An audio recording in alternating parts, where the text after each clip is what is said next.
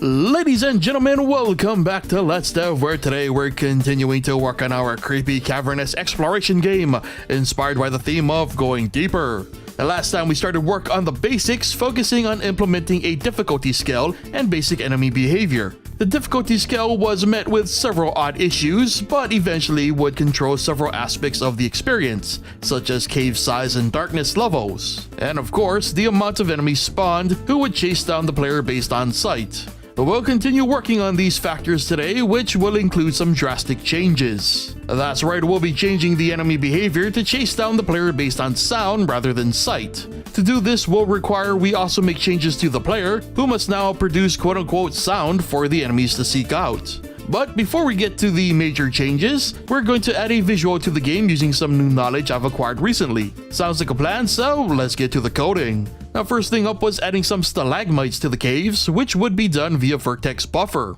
For testing purposes, each floor tile would create a vertex plane in its cell, which allows us to pass off the drawing of all stalagmites to the GPU. And so far so good. The stalagmites were being drawn accurately, even down to their proper depths. Using vertices in this fashion means not having to deal with GameMaker's usual, not to mention hefty, draw methods. So, after confirming everything worked, especially with the darkness system, it was time to move on to the big changes. In the player code, a couple of noise-related variables were added. Then in the step event, depending on the running status of the player, their maximum noise levels and movement speeds would change. The noise variable's value would increase anytime the player moved, and automatically decrease when stationary. A run button was added, followed by a collision circle, and any enemies caught in said collision circle would be alerted. Then in the enemy object, the alerted boolean was added, and the previous code was simplified. So if the enemy is alerted and is within listening range, they would path towards the player, and when out of range after a slight cooldown, their alert state is reset to false. This ended up working well, so to give more life to our enemies, a quote-unquote patrol behavior would be added. Using the same pathing timer as the alert state, this would instead choose a nearby location for the enemy to path to,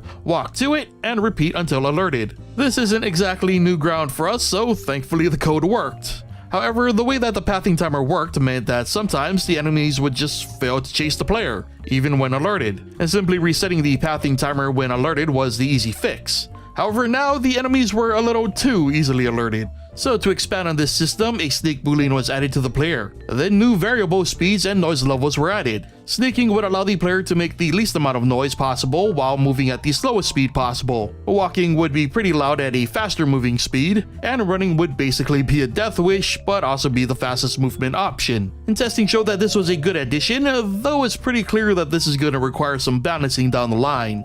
But to end on a more successful note, a beam of light was added to the darkness surface, allowing our flashlight to technically work as a flashlight. Now obviously there's going to be more added to it in the future, but for now it was nice to see just how, potentially horrifying this thing is going to be in said future. And to bring us full circle, the enemies were recolored to match the stalagmites we added earlier. This was yet another great session of progress. I'm enjoying the audio approach much more than the sight, and I think once a nice balance is struck between noise produced and enemy reaction, it's gonna be even better. The addition of the stalagmites also makes the whole thing a lot more panic-inducing now that the enemies can kind of blend in with the environment. Well, they'll blend in better once we get to actual graphics. But anyway, there's still a lot left to do, including figuring out a way to properly communicate the audio distance to the player. So we've got a lot to cover next time. But for now, that brings us to the end of today's episode of Let's Dev. So remember to leave a like if you enjoyed the episode, subscribe and turn on notifications if you haven't already, and leave your thoughts on our progress in the comments.